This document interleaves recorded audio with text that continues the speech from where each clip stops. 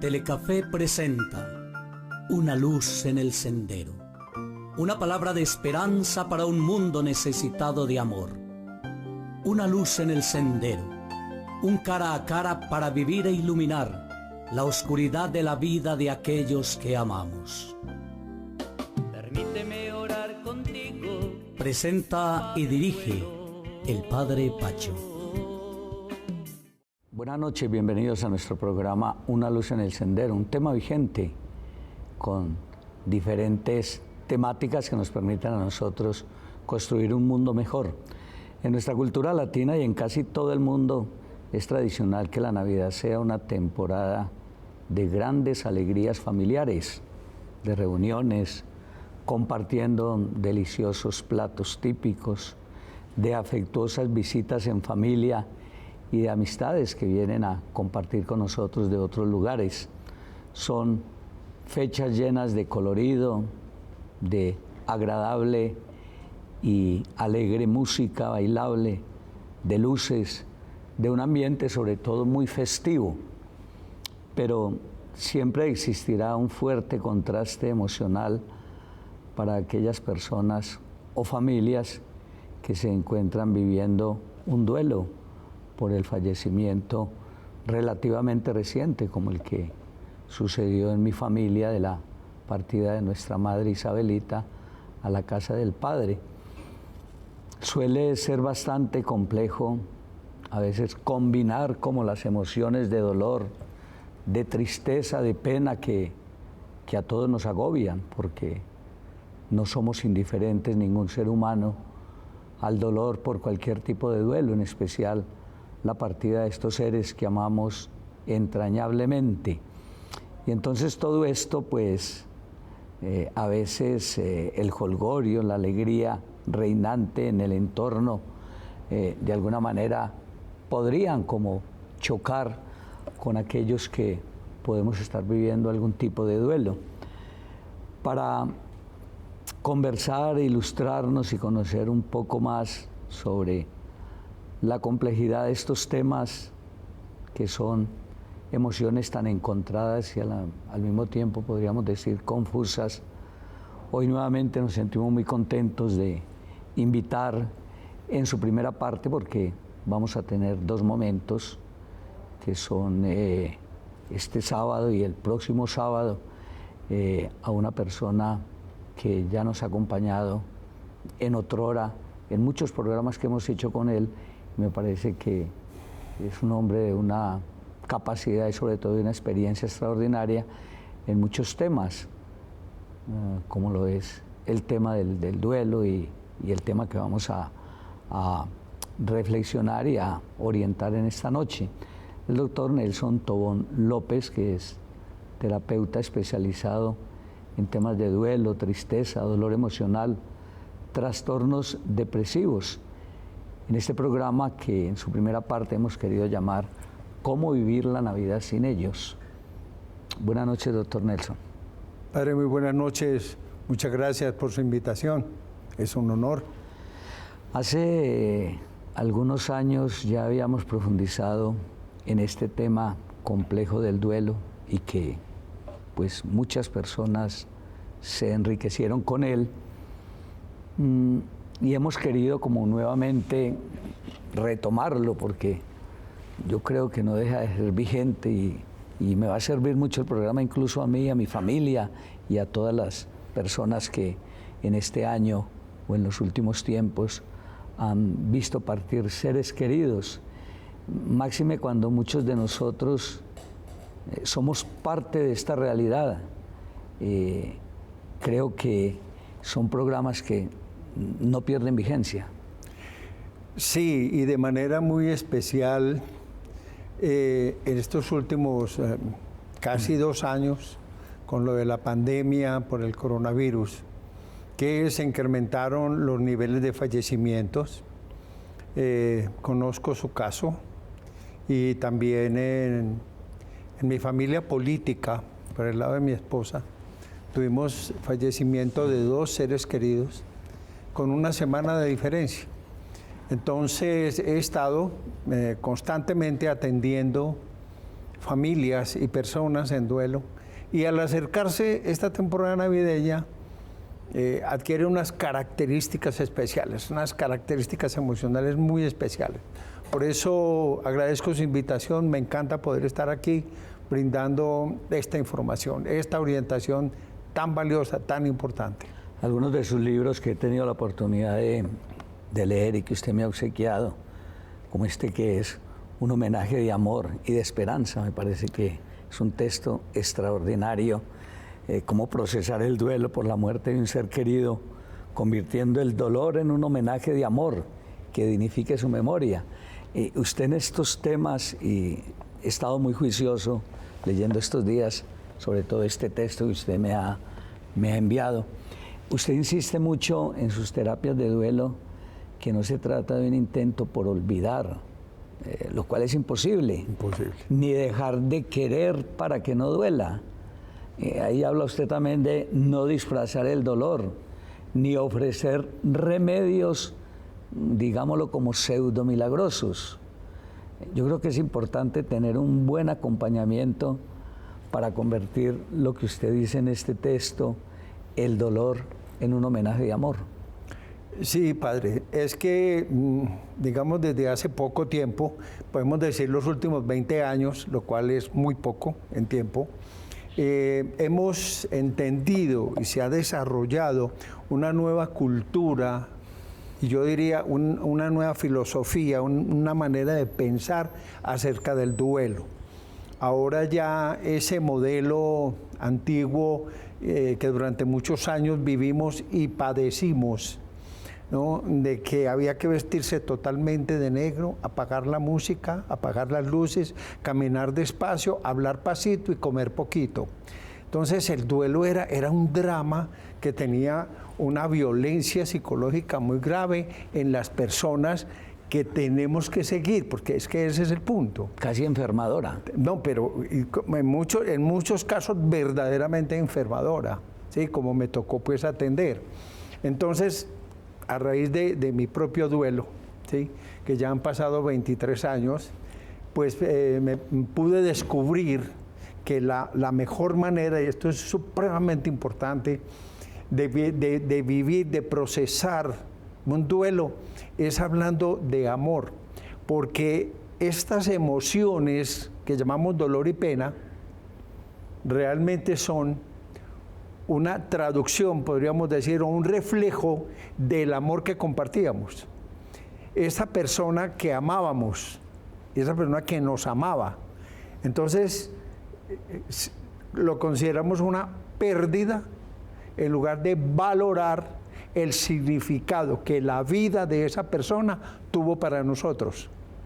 Entonces entendimos, quedémonos con el amor, quedémonos con lo bonito que compartimos, quedémonos con la parte de la vida, no nos quedemos solo en la muerte. Entonces esta es la nueva información, la nueva filosofía que estamos compartiendo. Cuando falta un ser querido, generalmente, doctor Tobón, se presenta, como usted lo dice, un desorden emocional. ¿Qué hacer con ese dolor? A veces creemos que el tiempo puede ser el mejor consejero. Yo pienso que no, pero surge como ese rechazo instintivo de no tocar el tema y llevando como a secuelas dentro de nuestra misma salud mental. Sí, y que en muchos casos puede ser verdaderamente grave.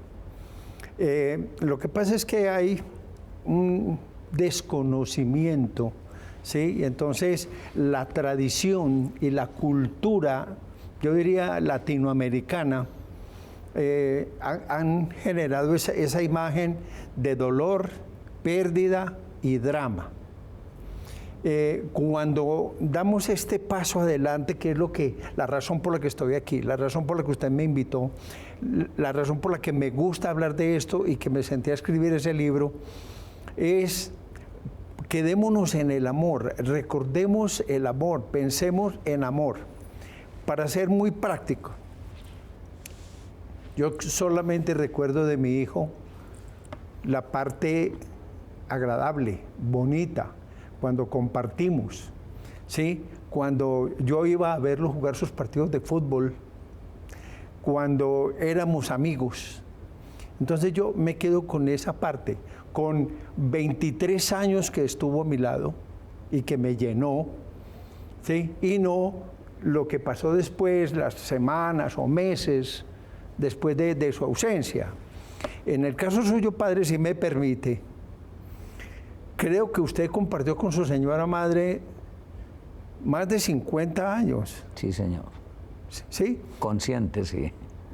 Bueno, entonces quedémonos con eso, ¿sí? La esencia de ese compartir, las alegrías, lo que nos dio. Ella eligió su nombre seguramente, de modo que su nombre tiene una representación en el afecto de ella, en la crianza, en la orientación, en el buen ejemplo.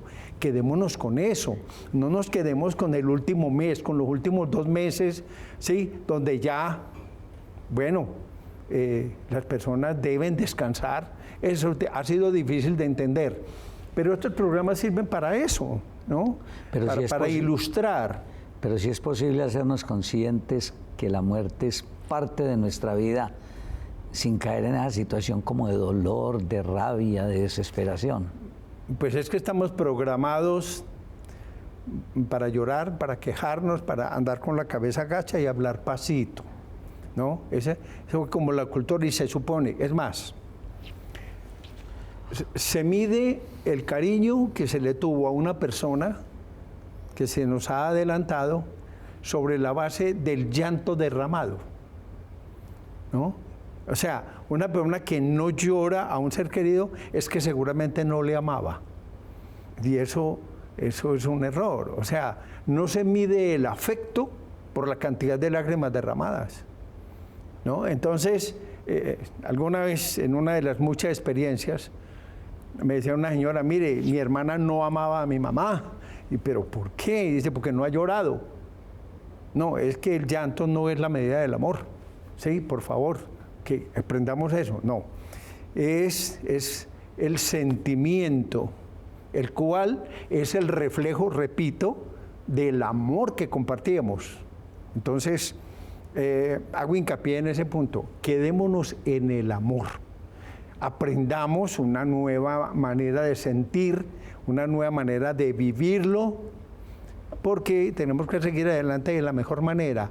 ¿Y cuál? Sino honrando y dignificando su memoria. ¿Sí? Usted me va a entender. Usted recuerda a su señora madre, ¿era cómo? Isabelita. Isabelita. Isabel. O sea, recordarla en amor, recordarla con dignidad, recordarla con una sonrisa, ¿sí? Ese es la nueva manera de entender el duelo. Yo le invito, doctor, para que vamos a un pequeño receso y regresemos con nuestro programa. Permíteme orar contigo. Permíteme orar contigo. Hay algo que es claro y usted lo expresa muy bien en este libro de un homenaje de amor y de esperanza, y es que la persona que más nos cuesta aceptar su partida es la que más amábamos. Precisamente.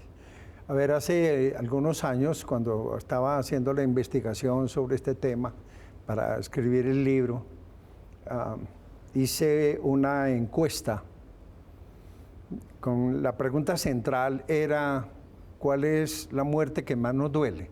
O sea, ¿cuál es el ser querido que al marcharse nos causa mayor dolor y pena? Y nos encontramos que era la mamá, o sea, el primer puesto, con un 60 y algo %, era la mamá.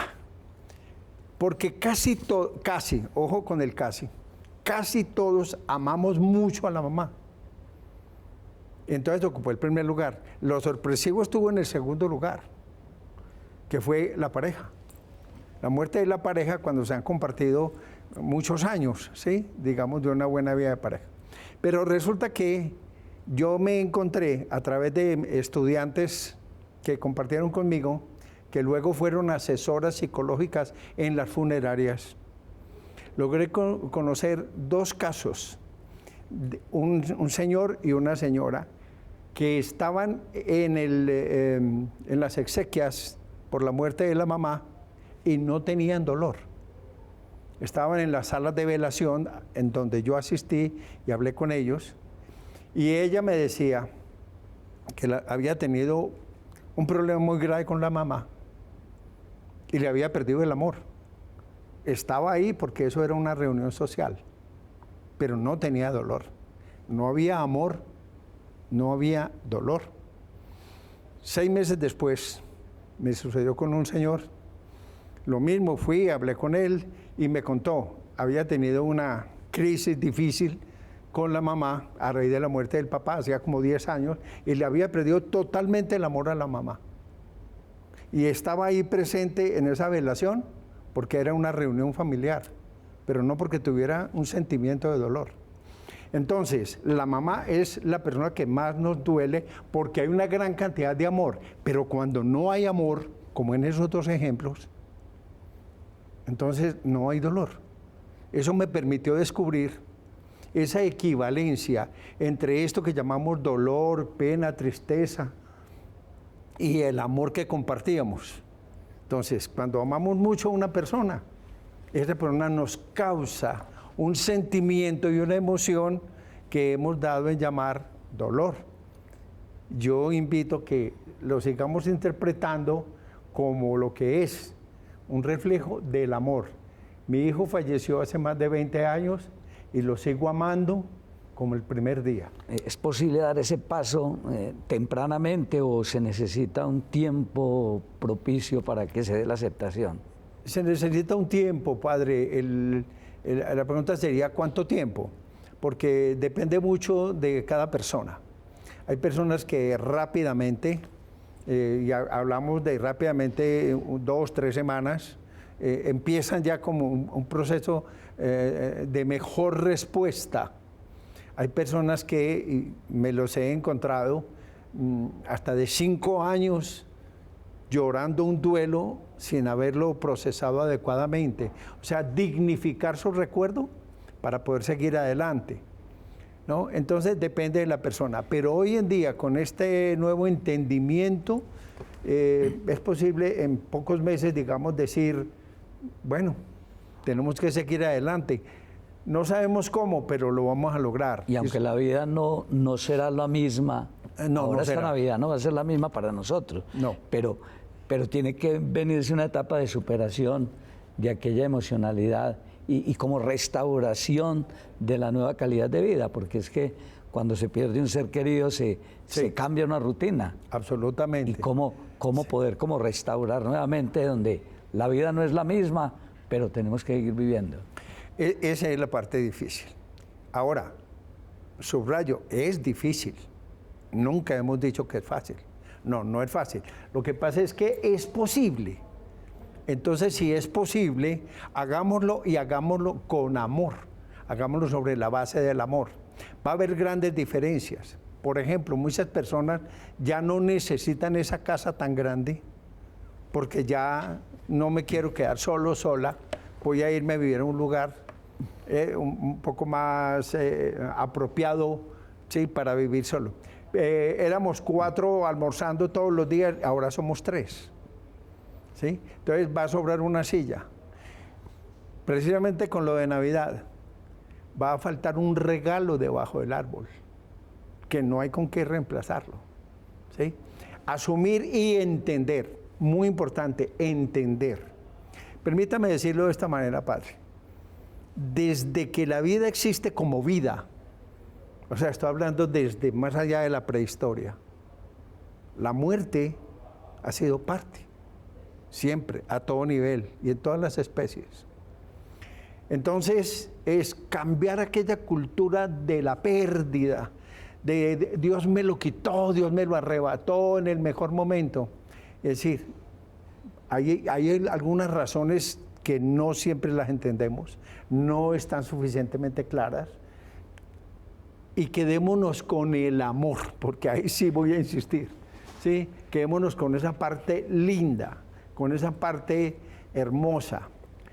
La semana pasada, padre, estuve en una ceremonia que una empresa de Pereira organizó para la familia, en la cual fallecieron 2 niñas en un derrumbe en el Danubio. En el Danubio, ¿sí? Hubo un derrumbe, murieron 2 niñas, creo que 10 y la otra de 6 años apenas. La pregunta es, ¿por qué tan niñas? No lo sabemos. A eso no tenemos respuesta. No, realmente no todas las respuestas están. Pero lo que yo trataba de orientar al papá y a la mamá, y espero que estén viendo este programa, yo les informé, vamos a dignificar su recuerdo, ese tiempo que convivieron, que sonreímos con ellas, ¿sí? Cuando dieron el primer paso, cuando dijeron papá por primera vez, quedémonos con esa parte, ¿sí? Eso es. A veces se caen en situaciones, o se asumen situaciones muy peligrosas para estos procesos. Caer en adicciones. Aquellos que dicen, no me vaya a tocar la pieza, no me vayan a botar tal cosa, eso me lo dejan intacto. A veces intentar reemplazar afectos, que es tan delicado, doctor, o el mismo sentimiento de culpa, que la gente empieza a creer que si se autoflagela de esa manera, pues va a superar la situación.